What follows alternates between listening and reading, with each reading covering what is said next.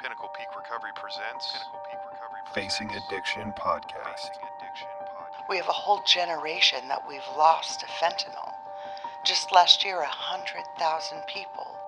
You know, even though I didn't want to believe that it was happening or to respond in healthier ways so that we could give them the best chance that we could. Hey guys, welcome to the Facing Addiction Podcast. My name's Tyler Tisdale. I'm the founder and CEO of Pinnacle Peak Recovery. On this episode, I brought in Alexa from Not My Kid. Alexa, good to have you. Thanks, Tyler. It's a pleasure to be here. Yeah, so why don't you just tell us about you and how you got involved in Not My Kid as the organization? Yeah, so hi everyone. I'm Alex Morgenroth, and I am one of the directors of operations at Not My Kid. And Not My Kid serves teen and young adult mental health and substance use issues. And thankfully, we just received a $2 million grant to provide services statewide. Wow. So what was 20 years ago a small prevention agency that did big work now is a full-scale continuum of care that provides treatment. But to answer your question, how I got to Not My Kid is an interesting story. So let me share a little bit about my history first, and I think we'll get to that topic. When I was 18, I got my wisdom teeth out. And for argument's sake, I was this, perfect kid. I had a lot of friends. I was good in school. Just got into the University of Colorado at Boulder. And I get my wisdom teeth out and I get my first prescription of opioids. And little did I know that when I took that prescription, all my anxiety, all my stress, all my perceived problems, they went away. So that was my first introduction to a real drug. I realized then that when I put these things in my body, that I continue to feel good, and life wasn't hard anymore, right? The high conflict divorce I went through wasn't a big deal. My communication issues with mom and dad wasn't a big deal. What was a big deal was trying to get help. And like the founders of Not My Kid, who struggled with their own kid, who, for argument's sake, was this perfect kid struggling, they had a hard time finding treatment and answers. So fast forward about 10 years, I'm searching for a bunch of treatment options, in and out of treatments, in and out of sober livings, in and out of halfway houses. And finally, about 5 years ago, I get out of treatment again, and the Mokes, who founded Not My Kid, had this application they developed. And the company at the time, True Mobile Health, scholarshiped me to utilize this app and get paired with a coach and work on my recovery. So at the time, I had yet another relapse, yet another fall. I couldn't maintain those coping skills that I was being taught. And I always thought, hey, what was wrong with me? Why can't I do this? At the time, I got paired up with my coach, who was Michelle Murphy. Oh, cool. And I say that because she's also a great name in treatment and does a lot of great work with kids. And, on the back end of an application that allows me to do mental health checks, allows me to run activities and set goals, was this amazing person that was helping me develop skills to maintain my recovery. Well, I talk about that story because I wound up in Not My Kid because we now utilize that same application technology to help teens and young adults with any issue, navigating life obstacles, navigating mental health issues, and navigating substance use issues. So the application that allowed me to get sober is now something we get to use statewide to help others today. That's awesome. What type of issues does Not My Kid help teens with? Yeah, that's a great question. So I'm 38 years old, right? I'm not that old, but yet growing up in my age was so different than growing up today. If I didn't get invited to a party, right, I didn't know. It wasn't all over the web. Oh, yeah. So today, one of the biggest issues we're helping teens with is safe use of social media. And then how to identify those stressful triggers, and then how to use coping skills to overcome those stresses. With COVID, we're seeing a national epidemic, pandemic, however you want to call it, of teen mental health issues. Kids are dealing with depression, anxiety, having more suicidal ideation than ever before. So through counseling, peer support, and other activities, we're able to teach skills and especially teach healthy communication with parents. Awesome. Yeah. So I was born in '88. And so when I was in high school, Facebook was just coming out halfway through, but, the parties weren't getting posted. So I never even thought of that. What type of feelings are these kids having when they're seeing that they're missing out? Yeah, it's feelings of loneliness, feelings of depression. They then become isolated. They wonder, what's wrong with me? Why am I the only person not being invited? The developing brain, the prefrontal cortex, doesn't fully develop till around age 25. Okay. The prefrontal cortex is responsible for planning, decision making, determining right and wrong. So we add social media and the effects of that to an already developing brain, it's hard for kids to cope. As adults, if we see something on social media, knowing that people post the highlights of their life, knowing that not everything we see is real, it still affects us. For sure. And we have a fully developed brain. Well, we don't, but normal adults do. Yeah, normal adults didn't struggle with addiction. Yeah. So is this leading kids to resort to substance abuse as a coping mechanism? So that's a good question. And my answer is yes. When someone struggles and they find something that they put in their body that makes them feel better, they're going to continue using that something. Not My Kid's longest running program is something we call Project Rewind. Okay. And Project Rewind is a facilitation between teens and their parents teaching substance use education and healthy communication skills. And those kids in middle school and high school that are struggling, that are experimenting, that have maybe dabbled in that first use, their school can refer them. And what happens is they come to us and see a bunch of peers who have had similar issues that can talk about how they recovered and how they got better.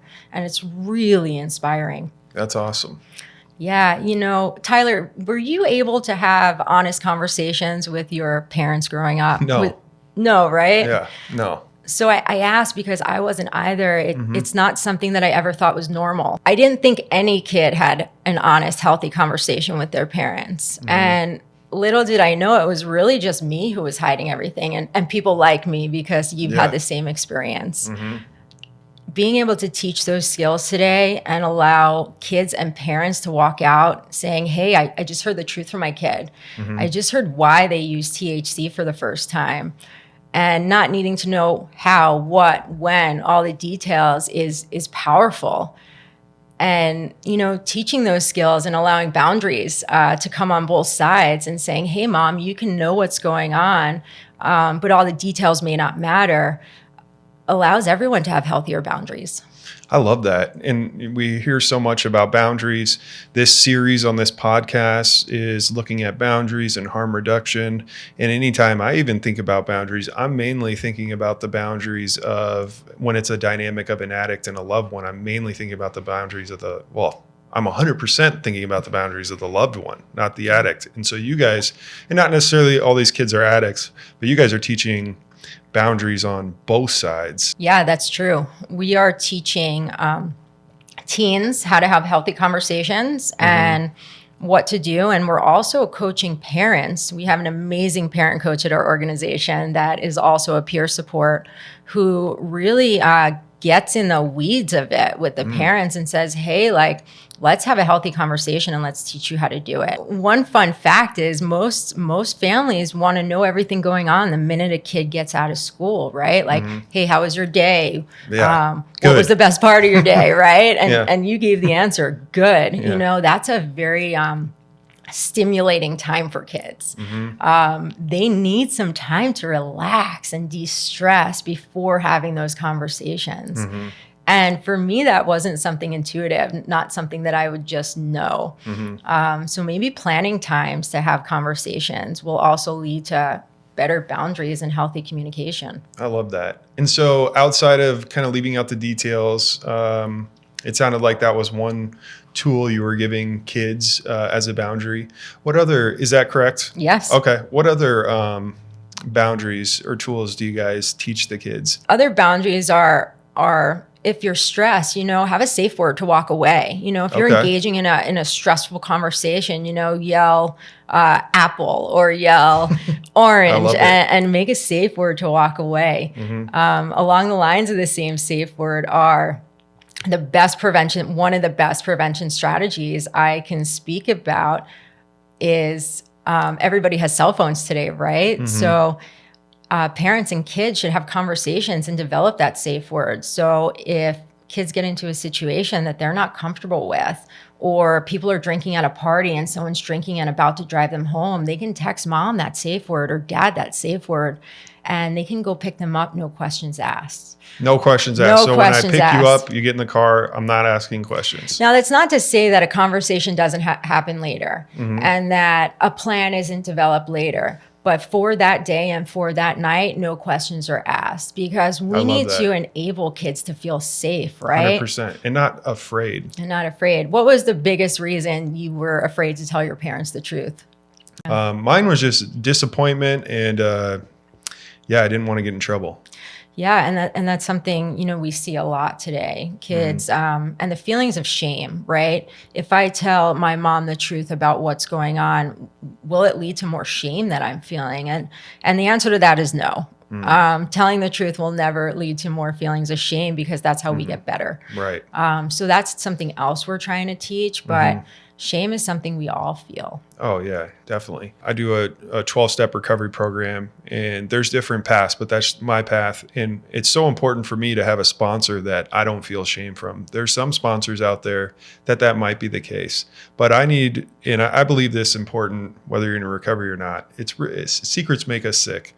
And so I believe I need someone, whether that's a therapist or a sponsor, just someone that I can be completely honest with. And that someone I need to trust. Yeah. I can't feel shamed if I tell them, because next time it's like a response system in my brain that I just know that I associate the truth with shame when I tell that person. So it's so important to have that. And obviously with parents and kids, it's a little different, but I just thought I'd mention that. All right. So moving over to the parent side of boundaries, it sounds like you guys have a great parent coach. What type of boundaries are you guys teaching on that side? Yeah.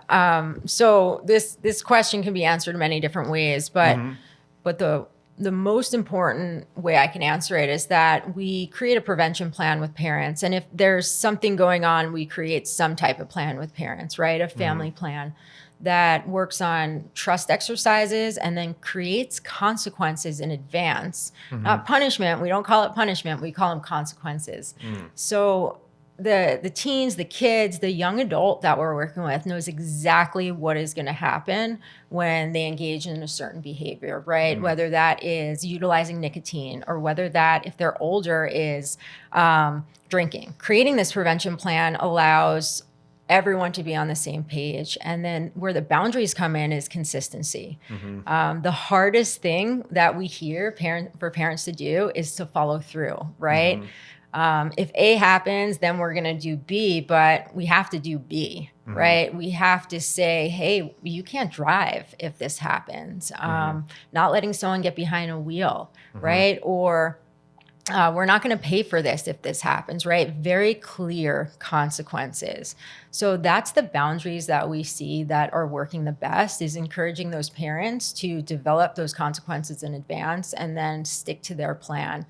And I know it sounds like, oh, how hard is it to stick to a plan? Well, it's harder than we think, right? Life gets in the way. We work, our kids go to school, Sometimes it's easier to just say, okay, we'll start it next time. But how many next times is there going to be before something serious happens? Yeah, no, definitely. And I'm very familiar with the boundaries. Growing up, I had an older brother, and him and I both had boundaries enforced on us. Justifiably so, with the things we were doing. And I'm just curious on what range of teens are you guys working with? It sounds like anywhere from teens who are have FOMO and then have those feelings of loneliness, which is totally understandable. I don't mean to say FOMO like to be funny. That's just what it's called, fear of missing out. And so from there all the way to like severe substance use disorder. Yeah. So we work with kids. The ages we serve are 10 to 24. That's for all treatment, right? Counseling, outpatient, but specifically for peer programming, we're seeing more individuals in that age 12 to 24 range. About 12 and a half is the age of first use of something today, which is like, Really? what? Yeah, real young. We're seeing first use in nicotine. We're also seeing first use of THC. Now that it is, the easier something is to access, the more likely it will be to use. And in the past, alcohol has been very easy to access, right? It's in somebody's home, which leads to binge drinking because I'm going to drink more of it in a shorter amount of time because I don't have access to it all the time. And now we're seeing that with THC use as well. Oh, wow. Yeah. So 12 and a half. What grade is that? Is that seventh grade? About Eighth grade? seventh grade. Okay. Seventh grade. So yeah, we're seeing a rise where 2 years ago, we used to see a lot of kiddos coming in for nicotine use. Now we're seeing an uptick and an increase in first use of THC use. Now that it's legal. Yeah. Oh, wow. So if we could just talk about how you guys are treating the severe substance use disorder and some of the boundaries that you see parents enforcing. The adults we work with are 18 to 24. So we're seeing severe substance use disorder. A lot, I would say. And some of the boundaries we're creating are around that prevention plan I was just speaking of. And it's, hey, we'll do this if you go to treatment, right? And it all has to do with follow through and consistency. And where we're seeing parents to struggle the most is really following through when somebody is not using. Right? Because there's not using and then there's sober and then there's in recovery. Just because somebody finished treatment and is not using doesn't mean they're sober completely. Doesn't mean they're in active recovery. So where we see the struggle is where kids still want to, and I say kids, but they're young adults, still want to sleep all day and not do anything productive with their life. And parents are having a hard time setting boundaries because hey, they're not using opioids, or hey, they're not using THC, so things aren't that bad. Where we always teach the parents is create the plan, follow the plan, but also trust your gut. So if your gut's telling you something, then move on it because this is your child and this is your life and your child's life. So nobody can take the place of your gut. So it's really up to the parents. Yeah. Kind of collaborating with you guys. Yeah. What about kids who are on the more extreme side of the spectrum, like myself? I was just off the deep end at 16, just doing whatever I can to fuel my addiction. What type of boundaries are you seeing on that spectrum? I think the important thing is the world is different today, right? So that's the only way I can answer the question is also educate that the world is different today. With COVID, kids are going into school in 9th grade and coming out in 12th grade, right? They were home for 2 years. That means 2 years has been missed of vital social and developmental education. Wow. So, and then we have parents that, maybe have to work. And if the kid gets in trouble in school, the kid is now forced to be homeschooled and that parent has to work. I think it's a conversation with everybody. The parents, the school, the kid. A 16-year-old getting into trouble, it takes a village. That 16-year-old needs help to change, right? But we all know telling someone not to do something doesn't fix the problem. So we educate, and that is our main source of how we get through to people, through education and providing support from somebody who's been there, right? Tyler, you being a peer and mentor to some of the kids we work with is more valuable than their parent telling them the same information, right? We call it mommy deaf. I call it mommy deaf. Mom can say one thing and I can say the same thing and the kid will hear it from me because I have been through that experience and I'm not the parent. Yeah. So the world's a different place today. And I think the most important thing is that we're adjusting and changing in today's climate. Yeah. I love what you said about going in 9th and coming out 12th. That's powerful. And I'd love to come speak to the kids. Yeah. Yeah, I would, for sure. I got some of the boundaries that I saw, and it's still common practice today. I made the decision to do this. It's not like my parents did. It's, hey, if this is a drug-free household, and if you continue to use, you're going to go to rehab. And then I was running away from rehab and pretty much just unmanageable. Like I was going to juvenile hall, I was running away from rehab. And then I woke up at 2 a.m. to these two professional transport guys who took me to a wilderness program. And honestly, I'm grateful that all happened. I don't think they do that anymore. Okay. They don't? I was sort of a joke, but I think today it's more of a conversation. Okay. You know, like, well, that's what I saw. Yeah. It's can cause trauma. Yeah.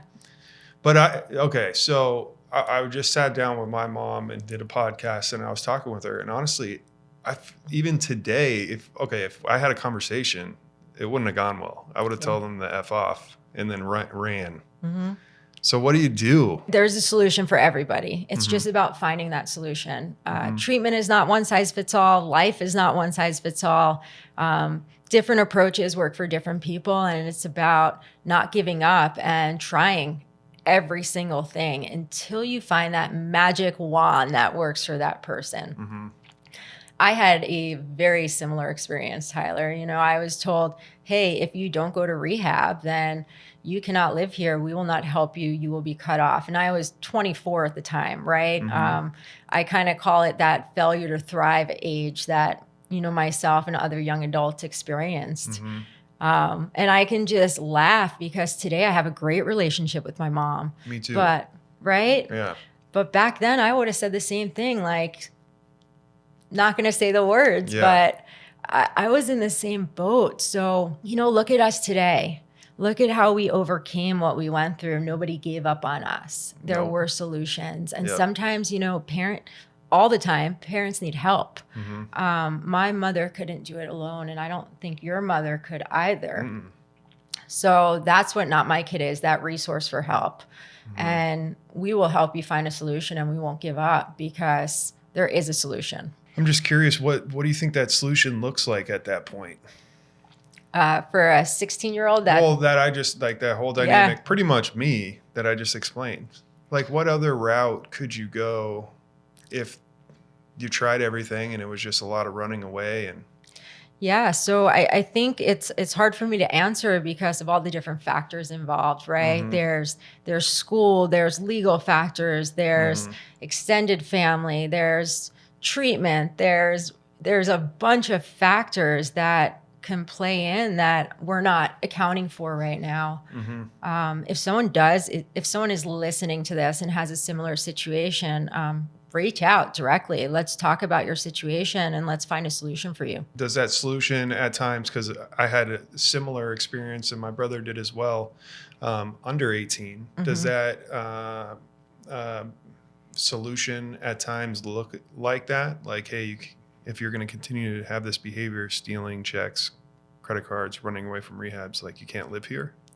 So it's a little different for teens and kids, right? Mm-hmm. Because we can't just say you can't live here, mm-hmm. because as parents, we're legally responsible, right? For our kiddo that's underage. There's so much more treatment out there than you and I had the option of attending, mm-hmm. right? For a kiddo that's under 18, there is help today, mm-hmm. where when I was growing up, nobody knew about the help because of the stigma and the way in which a child is stigmatized with an addiction. Mm-hmm. Parents were having a hard time asking for help. Mm. So, I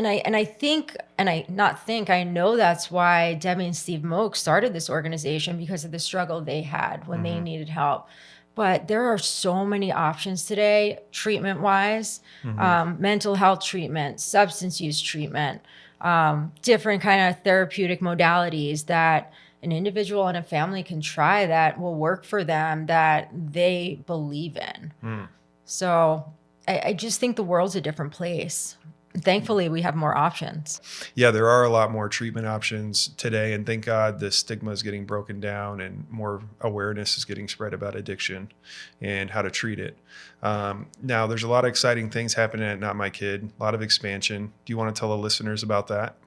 Yeah, definitely. I started full-time in Not My Kid in October. And about a month before I started full-time, Not My Kid completely expanded and revamped the organization. staying true to brand and mission, Not My Kid now has the full continuum of care. So the organization started with prevention services. So we're experts at it, right? And what does prevention services look like? Yeah. So specifically, it looks like going into schools, talking to big auditoriums about substance use education, how to cope with different mental health issues like depression, anxiety, how to navigate social media safely, even body image issues, and basically any topic that a school would like us to educate on, we can go in and do prevention on. So after prevention, there's early intervention. So that's step 2. And I spoke about one of our early intervention programs, and that's Project Rewind. So kids in middle school, high school that get caught in school, possibly with nicotine, THC, alcohol, the kids get referred to Not My Kid, which allows them to reduce their suspension. So taking this option of education, they cut their suspension in half, but 99, I want to say 99 out of 100, because there's always that 1% of the families all report increased communication and increase in education. Awesome. So prevention, early intervention, and then we have treatment. Treatment is our biggest, newest forefront that we're tackling, and we're doing it really well. And treatment includes counseling, group counseling, and this is just like a counseling center, right? We're also doing youth peer support. So we do peer support services for teens and young adults ages 12 to 24 right now. And we can do that virtually and in person, right? And the whole service is modeled around this app technology, this same technology that allowed me to get sober. And then we have well-being programs. We do meditation, we do yoga, we do conversations, Awesome. healthy conversations. So we're really having fun providing the full continuum of care to families in the community. Man, what a great service. Yeah, we're lucky to have it here in the Phoenix area. Yeah. And are you guys expanding throughout the state of Arizona? Yes, that's a big yes. So we just received a grant to expand throughout the entire state of Arizona. Nice. So the services that we're providing here, we're now able to provide throughout the state. That's awesome. For any additional information, you can definitely search www.notmykid.org and look at all our programs. Cool. Yeah, that's a great resource. So diving into your personal story, if you just want to share a quick background of you and your personal experience with addiction and kind of how you became passionate about this. Yeah, so I think it all started when I was a kid. And How old? I'm saying a kid, like 6, 7, right? I was a perfect kid. I would model. I played ice hockey growing up. Ice hockey model. That's awesome. Hockey and modeling, yeah. I had 2 parents that were home all the time that, took us to sports, that did piano lessons with us. Just, like this perfect idyllic family. At age 11, probably younger, my memory's a little spotty from, my bout with addiction, but my parents got divorced. And it was, for argument's sake, a high conflict divorce. And this life, this house, this community I knew got kind of swept out from under me. It was something that nobody saw coming, right? My mom, who is amazing, she's left bankrupt to raise 2 kids.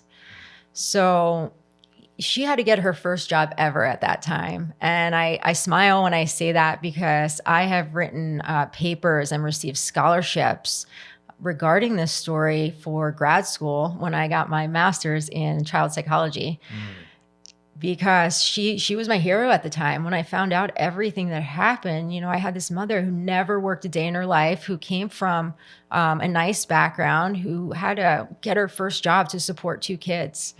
So I say 2 kids. I have a brother 13 months older than me, and I'll speed this up, but this is all relevant to show the base and the history, right?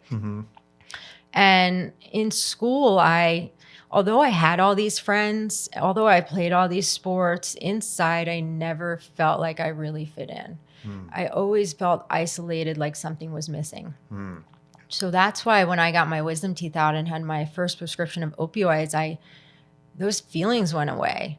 Now in high school, right, there was nicotine use, there was THC use, there was alcohol use, but everybody around me was using it. And not that that's an excuse or anything, but it makes it normal. It makes it normal, right? And you just said it wasn't abnormal. So when I got to college, and now I'm this adult, right? I'm 18, I'm an adult, I'm in college. And I went to the University of Colorado at Boulder, and I had the time of my life. Graduated with a 4.0. I went snowboarding basically every day. Wow. But the downfall was I got introduced to different drugs. I got introduced to cocaine. I realized that I can drink and numb my pain. The same situation. I felt like I had all these friends around, but I felt alone. I never really felt like I connected with others the way I saw them connect or the way I thought I should connect. And that stayed with me through my life. But at the time, nobody knew there was a problem. So, like most people, we're good at hiding what we don't want people to see. So parents would come visit and I would act like everything's fine. And I had my grades to prove it, right? Like, I'm not in trouble. Look, they're straight A's. And I know that's a common story for the young adults I work with today, that if we can show that we're doing well, we must be fine. And after college, I got into Columbia, and I thought that was even more proof that I was okay. Hey, the cocaine and the alcohol and the pills, those don't matter. Look how good I'm doing. Right. We didn't talk about mental health at the time. Who knew that, like, my feelings of feeling isolated, frustrated didn't matter, right? Because I put these expectations on myself that I needed a master's degree and that would make me okay. So I get into Columbia. I think I'm living the perfect life, the life of my dreams. I have this beautiful apartment on the Upper West Side and going to grad school, right? I achieved the goal. I did what I set out to do, but I was miserable. At the time, I couldn't keep it together anymore. My friendships slowly disappeared. Those that I had around me that I didn't feel that connected to, I couldn't keep going anymore. And at the time, my parents were coming to visit, and I got found out in a big way. So how'd they find out? My mom came into town and came into my apartment in New York, let herself in, and I was passed out on the couch, and they couldn't wake me up. Oh, wow. Yeah. So I had one semester left in grad school, and it all fell apart. Let me take that back. I had one class left in grad school to take to get my master's, and it all fell apart. Wow. Yeah. It was a big eye-opener for my family to see that, hey, this kid that I thought was okay, this kid that I thought was doing well is really not. Because like everybody else, I had the lies, I had the excuses, and I tried to put on that show that I wanted people to see. So they realized there's a problem. I finally come to, and my parents set their boundaries. Within an hour, so while I was out of it, they created all these plans for treatment and had it ready for me. And when I came to in an hour, I was told I'm going to the airport, and they sent me to the Meadows in Arizona. So that's where my story began. Awesome. Yeah. And there's that story, I can repeat it over and over, because at 22,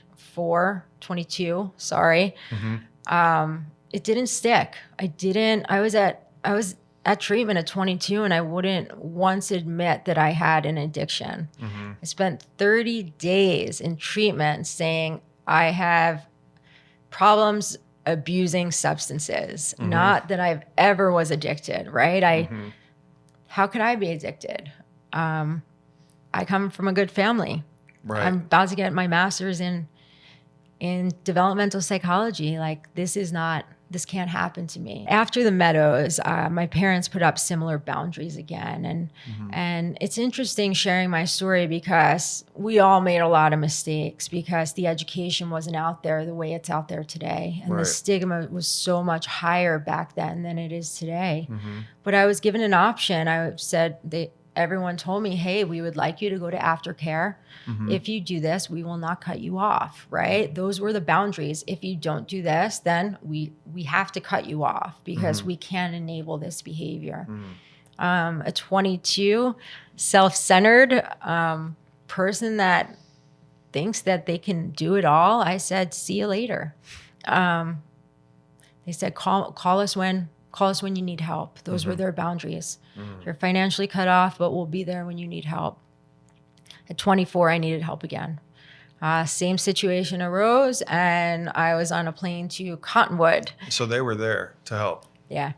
That's awesome. Every time I needed help, they showed up to help. And that is the biggest message that we give people. Right.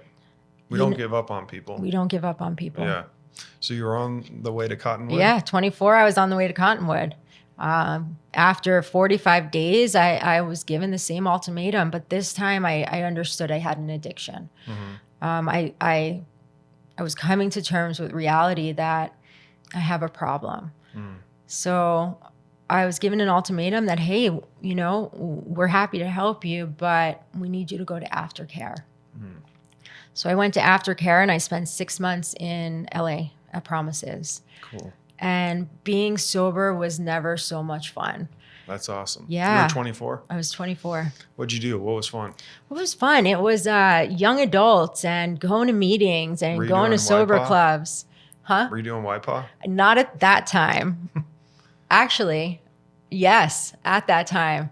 Yeah. There was a conference in California at the time. Was it Akipa? It was Akipa. Yeah. Yeah.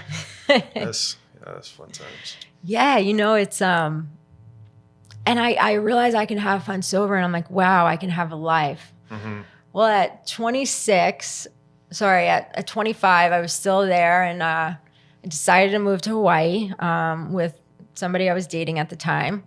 And I thought, hey, great, I'm sober. I get to live my life in Hawaii working with foster kids. Like, what can be better? I'm living the dream again. And it didn't take me long to relapse. And the same story plays over and over. But this time, it got worse. This time, I couldn't keep my stuff together. I didn't know how to ask for help. And I wanted to crawl into a hole because of all the shame I felt. Finally, for the first time, someone came to me. My parents came to me and said, hey, listen, we want to help you. We know you're struggling. And that's when I got introduced to the 12 steps. I met my first sponsor. I started working the program, and I found a community that loved me the way I was. And, I wish I can tell you it's stuck, but I have had a lot of ups and downs. Through all of it, I realized that I need to do what's true to myself, right? And I'll share this. It's LGBTQIA month coming up soon, but I came out to my parents at an older age. Awesome. I started living my truth. I figured out what I love. I finished that one class in grad school and got my master's in developmental psychology. Congrats. Yeah. And that's really the journey of why we believe peer supports are so important. Because for teens and young adults, it helps create that community that is so needed, that healthy community that we all long for, a community that's not judgmental. And I would say that's how it's stuck. How it continues to stick is healthy coping skills, right? Yoga, walking dogs, going to therapy, talking to people like you, having the privilege and honor to share my story and share about Not My Kid and their mission and values today. It's more than just a job, it's a lifestyle. And I think that's true for a lot of us in recovery, but we get to do it differently today. Absolutely. Some of the tools that help me are meditation and staying plugged in with my recovery community. Like I said, honesty with my sponsor. I love to play golf now. That's something I do to kind of blow off steam and have fun. And then being involved with Pinnacle Peak Recovery. I don't work a single day of my life. I come in and do what I love to do every day. And so just like you, I'm very passionate about recovery and know there's many different paths and many different tools for the tool shed for parents and people in active addiction. So I just really appreciate you coming out and doing this podcast with me. And yeah, if there's anything else you want to say. Thanks, Tyler. It really was a pleasure being here and getting to know you. You know, our paths have crossed so many times throughout the years, and it's a nice first meet.